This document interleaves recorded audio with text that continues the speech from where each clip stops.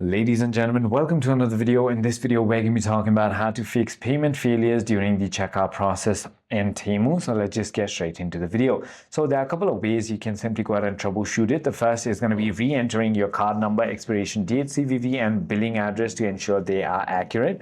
If that doesn't work, then you might need to simply go ahead and contact your bank. Temu is an international retailer, so your bank may block the transaction as a security measure. Simply call them to authorize international or online transaction.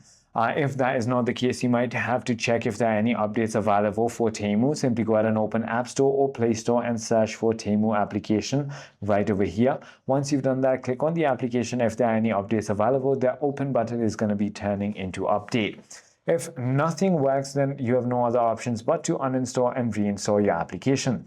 I hope this video clarifies everything for you. If you have further more queries, feel free to comment down below and I'll see you on the next one.